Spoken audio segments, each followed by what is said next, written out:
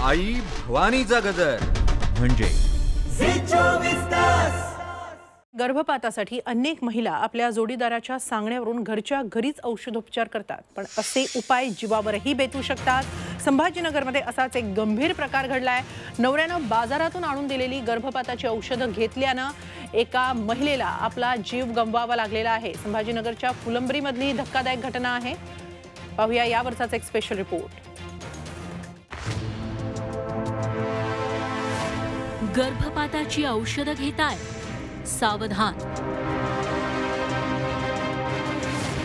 गर्भपात गोळ्यांच्या ओव्हरडोसमुळे महिलेचा मृत्यू।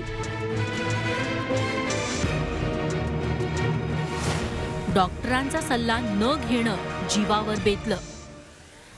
नको असलेली गर्भधारणा टाळण्यासाठी अनेक महिला गर्भपाताच्या गोळ्या घेतात।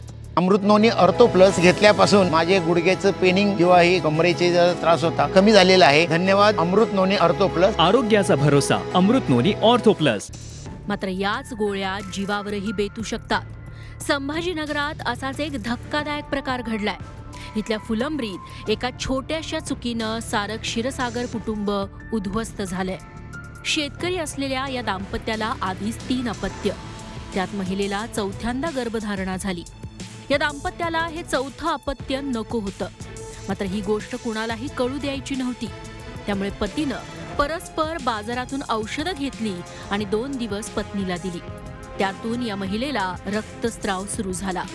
महिलेची प्रकृती इतकी बिघडली की तिला आपला जीव गमवावा लागला। एका छोट्याशा चुकीमुळे 3 चिमुकल्यांवर अनाथ होण्याची वेळ आली। या प्रकरणी पोलिसांनी आरोपी पती बाळासाहेब क्षीरसागरला अटक केली आहे। सदर महिलेला तिच्या पतीने गर्भपाताच्या गोळ्या दिल्यामुळे तिचा रक्तस्राव झाला। त्यावरून त्यांनी हॉस्पिटलला विलासकामी नेले होते आणि त्या ठिकाणी ती मयत झाली। जागतिक आरोग्य संघटनेच्या सांगण्यानुसार जगभरात 10 कोटींपेक्षा जास्त महिला गर्भनिरोधक गोळ्यांचा वापर करतात। तज्ज्ञांच्या मते ही औषधं आरोग्यासाठी हळूहळू घातक ठरू लागतात। भारतात असुरक्षित गर्भपातामुळे दररोज 8 महिलांचा मृत्यू होतो। दरवर्षी 12 कोटी 10 लाख महिला कुठल्याही नियोजनाशिवाय प्रेग्नंट राहतात। याचाच अर्थ दिवसाला हे प्रमाण तब्बल 3,31,000 इतकं। नियोजनाशिवाय गर्भवती राहणाऱ्या 6 पैकी 1 महिला ही भारतातील आहे। त्यामुळे गर्भपातासाठी कोणतीही औषधं घेण्यासाठी तज्ञ डॉक्टरांचा सल्ला घेणं गरजेचं आहे। गर्भपात करण्यासाठी बऱ्याचदा महिला ह्या गोळ्या घेऊन परस्पर उपचार करण्याचा प्रयत्न करतात किंवा कधीकधी लायसन्स नसलेल्या डॉक्टरांकडून काही गोळ्या घेत असतील तर ते धोकादायक आहे, कारण याच्यामुळे अति रक्तस्राव होऊ शकतो आणि रुग्णांना जंतुसंसर्ग होऊन कधीकधी जीवसुद्धा गमवावा लागतो।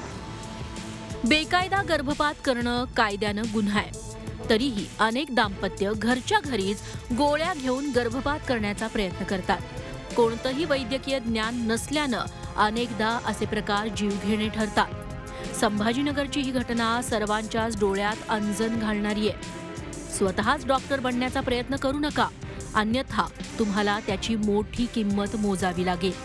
विशाल कोरोळेसह ब्युरो रिपोर्ट, झी 24 तास, संभाजीनगर।